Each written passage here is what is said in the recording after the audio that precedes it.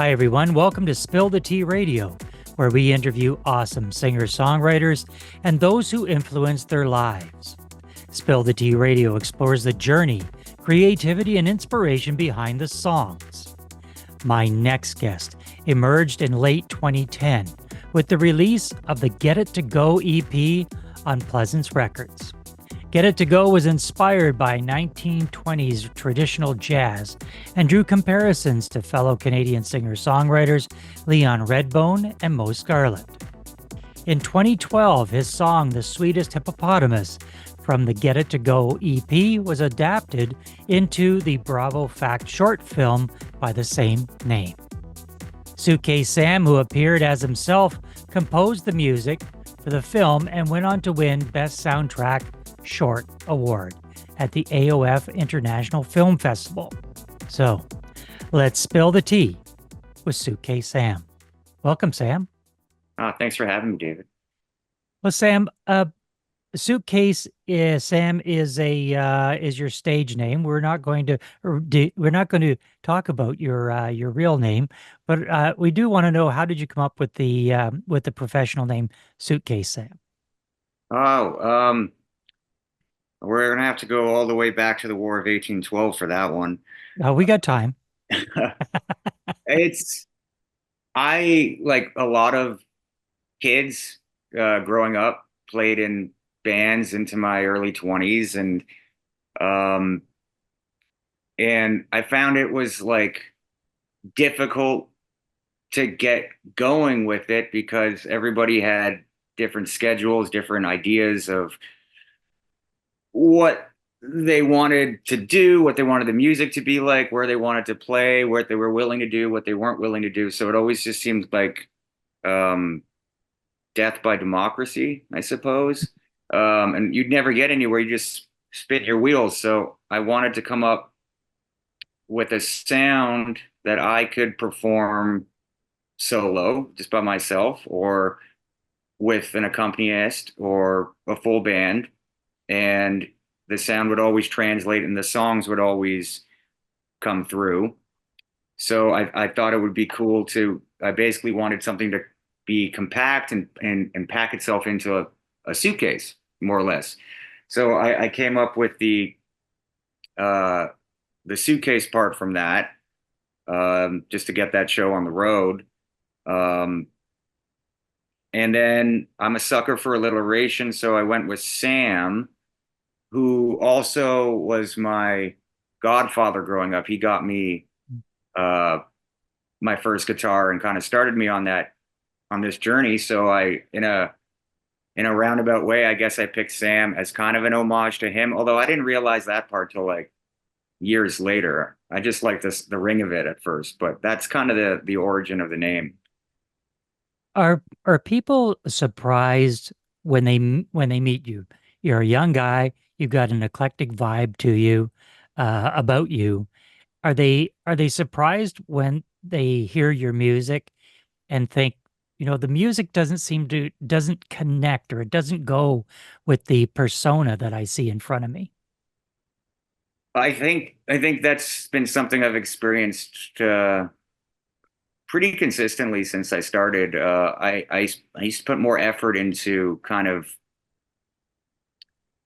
disguising myself as someone who is much older than I am. I thought I think the logic or the line of thought was that it's music that I can age gracefully into and continue to do it into my 70s, 60s, 80s, and it'll just kind of fit, you know.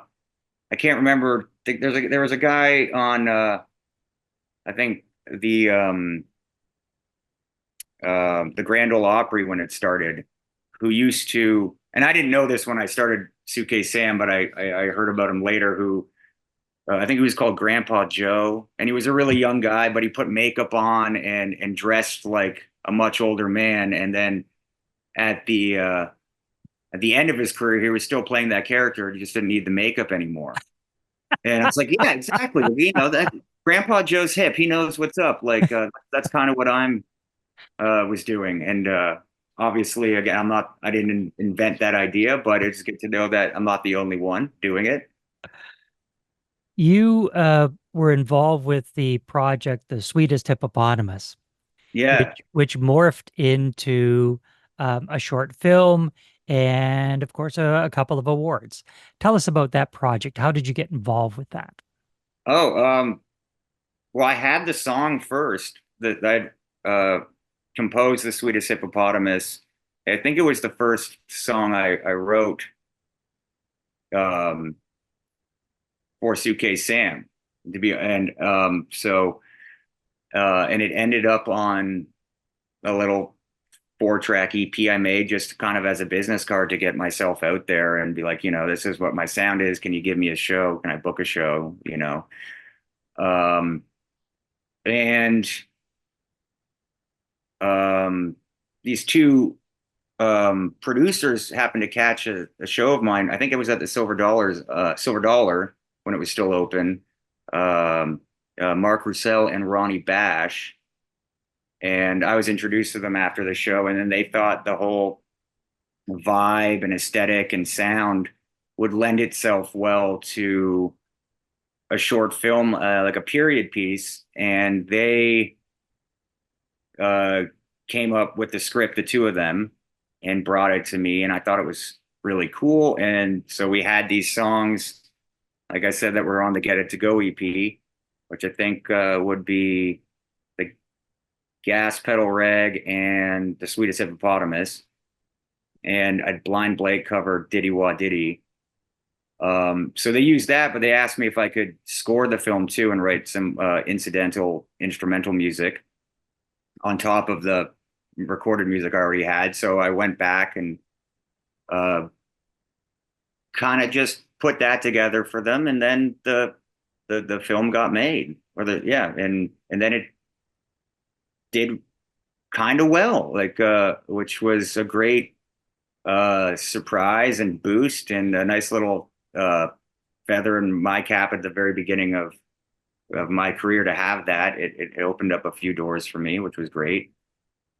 Tell me, what is the difference between writing the songs for your own performances, like Sweetest Hippopotamus and the one we're going to hear today?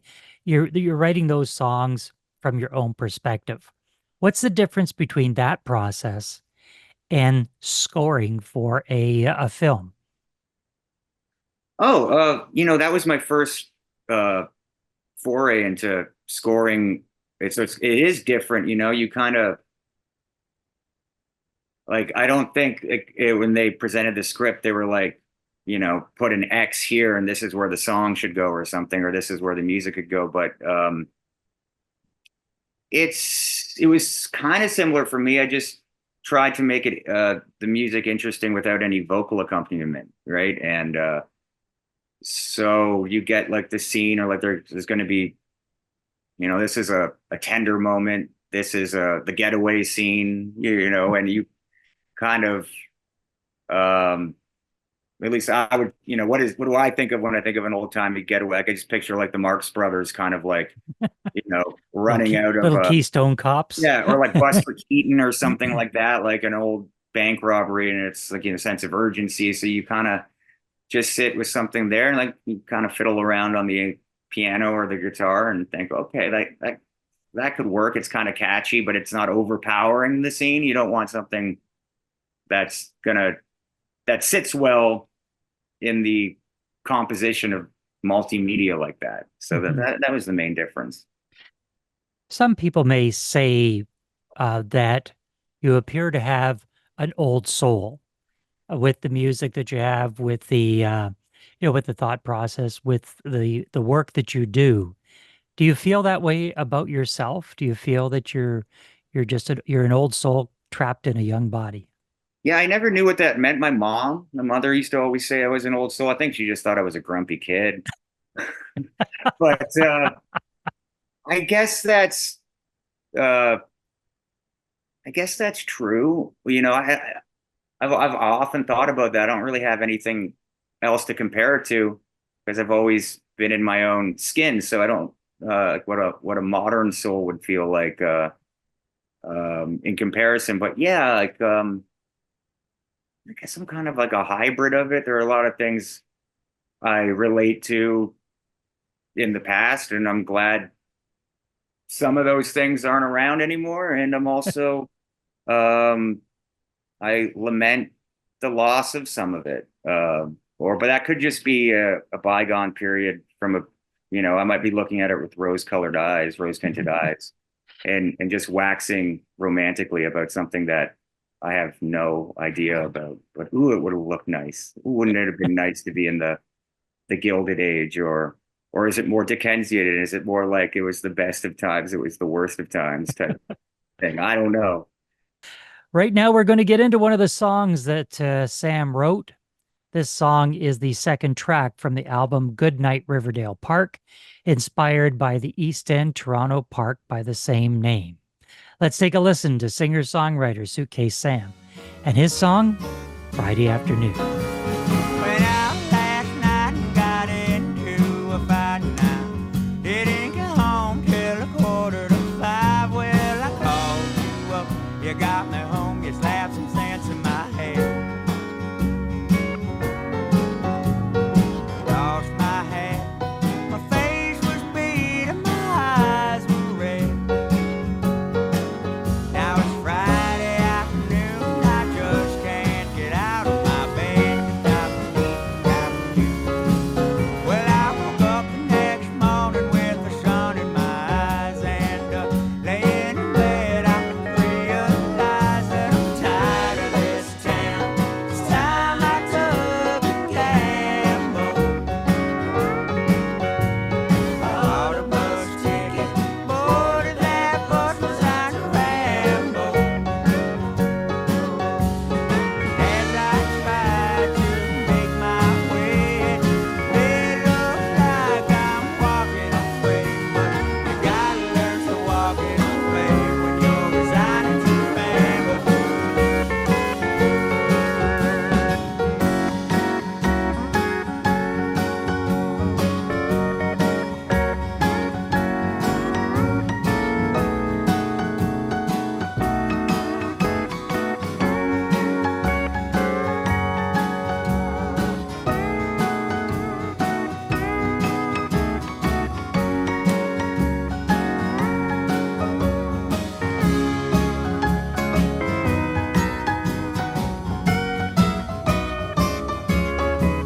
Well, I pulled into one town like I did the rest. Then I would leave the town just like the next. I don't know where I'll go, but I'll probably send my letter home. Paying my dues, playing dirty saloons, and empty bar rooms. As I tried to make my way, it looks like I'm walking away. But you gotta learn to walk it away when you're resigning to ramble. Oh Lord, be mine. This life's for me, Mama. Tell me, where do I sign up now and leave?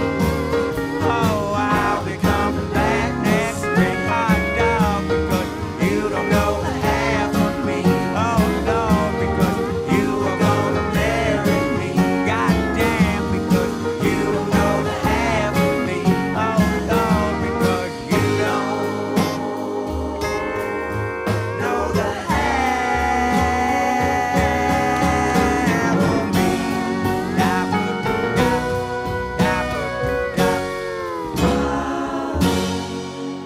That was Friday Afternoon by Suitcase Sam.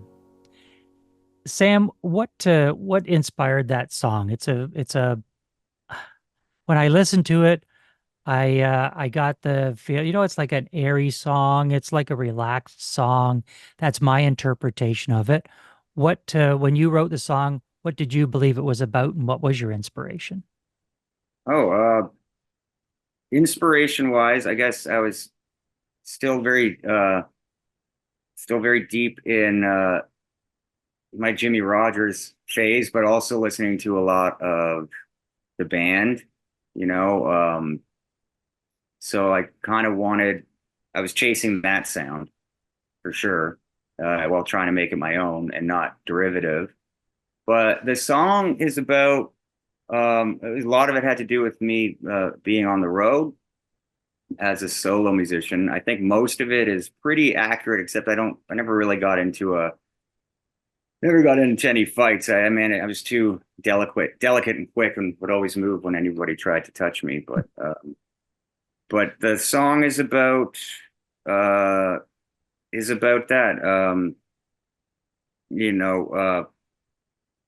Playing too late the night before, staying up way too late after the late show, waking up the next morning, realizing that you've missed your transportation to the next city, and you're like, well, what can I do about that?